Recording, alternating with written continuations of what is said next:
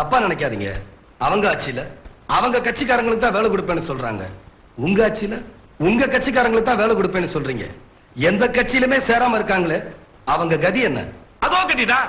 காட்டை வித்து வீட்டை வித்து கால் வைத்து கஞ்சியை குடிச்சு கஷ்டப்பட்டு பிள்ளைங்களை படிக்க வைக்கிறாங்களே, அவங்கள பத்தி நீங்க நினைச்சு பாத்திருக்கீங்களா சார்? ஒரு பைசா சம்பாதிக்க வக்கில்லாம தண்டச்சோர சாப்பிட்டு ஊரை சுத்துறியே, நீ எல்லாம் ஒரு ஆம்பளை. இப்படி சாட்டையால அடிச்ச மாதிரி அவமான வார்த்தைகள் எல்லாம் கேட்டு கேட்டு நடப்படாம அலையறாங்களே நம்ம நாட்டு படிச்ச இளைஞர்கள், அவங்கள பத்தியாவது நீங்க நினைச்சு பாத்தீங்களா சார்? நான் ஏன்டா அவங்கள பத்தி நினைக்கணும்? இவ்வளவு சொல்லியும் கொஞ்சம் கூட இறக்கம் இல்லாம பேசுறீங்களே.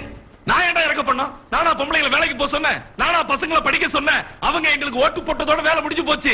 பேசாம ஆம்பளைங்களை மாடு மேய்க்க சொல்லு, பசங்களை பண்ணி மேய்க்க சொல்லு, பொம்பளைங்களை பாத்திரம் கழுவ சொல்லு. ஏன்டா வெட்டித்தனமா பேசிக்கிட்டு போடா.